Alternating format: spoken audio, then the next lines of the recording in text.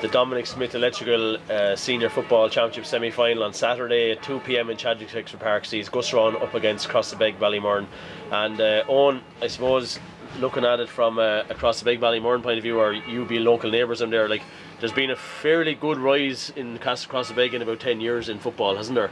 Yeah, look, hurling and football, probably that they've had that kind of same crop of lads have come through, who are similar enough age to myself, like the Paddy Foley, Devrickses, Oisin, Bill Eviston.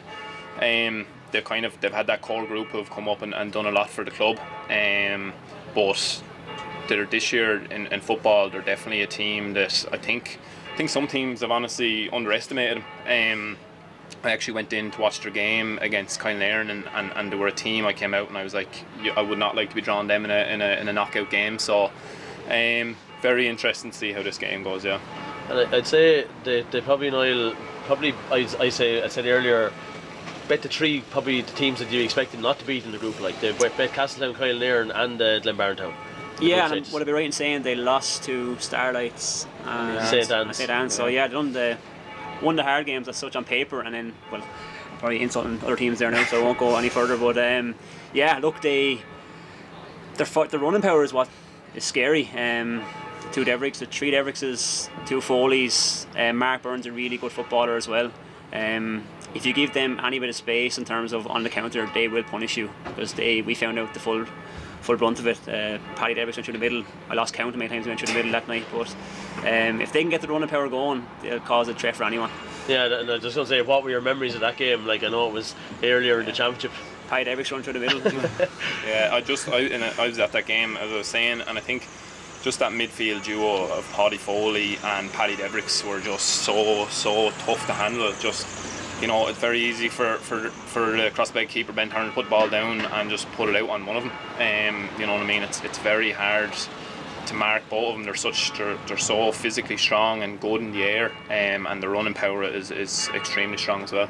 And I saw it last weekend too in the hurling. Like they didn't give up at all in that game last week against Eoghan. No, and I suppose like they've had a quick turnaround. They've gone. I think they had football. Was it the Monday, and then they had to go and play us in the hurling Saturday, and now they're back again. So it's been a tough few weeks for them. But look, I think they've definitely, the fitness is not an issue, anything like that. So I think, look, they're definitely in a position to go and win this game.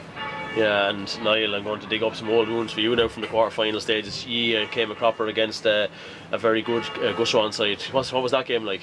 Yeah, I suppose it was very nip and tuck. We're right in the game, I think maybe until 45 minutes or around that when they got their first goal, and they got a goal quickly after that. They're very well structurally set up. They get a lot of numbers behind the ball, and then they break on the counter. Gavin Sheehan is probably one of the best runners in the county when he gets going. So that's a player across the big definitely need to stop. They're really going inside forwards. Minnie, Mark Rossiter, Pádraig Conway's back chipping in a few scores. Big men as well. You have likes of John Roach, Killeen Keogh, Pádraig Conway's brother as well around the middle. So they actually caught us an overload on one side. They have some big men and they targeted that on kick out. So look, if they can get structure set up again, numbers behind the ball and break fast, again they're going to definitely be in with a shout. I think the matchups in this game are a very, very big one. Like that midfield battle with, as Niall said, you've Killeen Keogh, Kieran Conway and John Roach, and then you've Paddy and Paddy, and then it's inside. I'd be seeing is probably the big threat for Gusserane of the three boys, as Niall had mentioned. Do Crossabeg have enough man-to-man markers to handle those three lads inside is what I would be concerned about. But as Niall was saying, Crossabeg do defend the numbers, so if they can get back and get set, I think they'll be able to cope with them.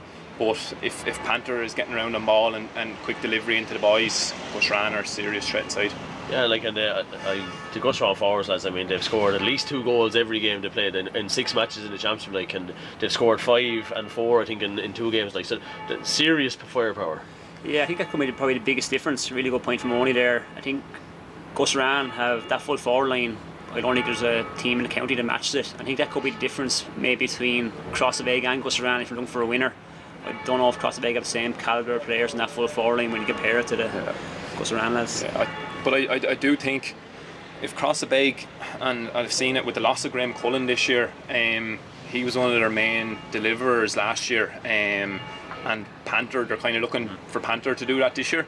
So I think, and it was one thing we tried to do, is get the Panther early and press him, and then if you can take him or that outlet away, you can then cut off that delivery into the inside. And then I seen it against Niall, he actually done it a small bit, and then you have Mark Rossers drifting out very deep, and then Minnie, and they're kind of leaving Pádraig Conway in there by himself.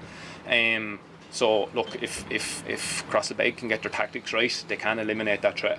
Yeah, and I think there's good men on the line for both sides as well. Like there's, the Shane Cullen and the lads down in Gusserane have their selves really well drilled, and then I suppose like Brendan Keogh, Brendan was involved with Gusserane I think as well a few years ago as well, so a little bit of inside knowledge there as well maybe. But that's going to be huge in the game, I think, on the line, the tactics and stuff that will go on. Yeah, definitely. I suppose when you get to this stage, semi-finals, tactics, every little inch you can get is going to make a massive difference. So having your matchups right, especially with key players on both sides, so that's definitely going to gain advantage if you can manage to get your matchups right. Yeah, and you'd be kind of almost still saying that Crossabeg are kind of coming in here under the radar a slight bit, like. Definitely. They're like, if you look at it, they've bet the other two semi-finalists. So it's just such an open championship.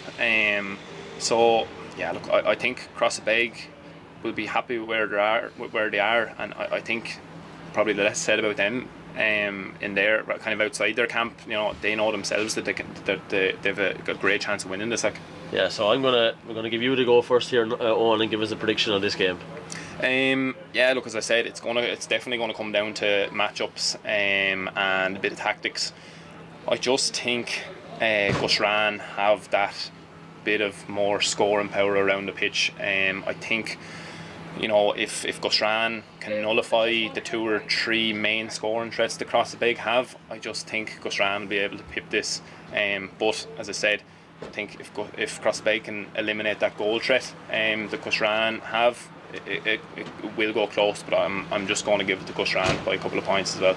Okay, and Niall? Yeah, I was just thinking on the way down in the car, it's very hard to call this one. But I'll go against Oni just for talk's sake, and I'll go with Crossabeg to win by 2. Okay, yeah, well, I'm tossing the coin here in my head here of which way I'm going to go on this one, because I think there's 2 really good sides, and I think it'll be a good game of football too. They'll allow each other probably to play football in this game, so maybe just that bit of experience will get Gusserane over the line, but don't be surprised if this one is a draw.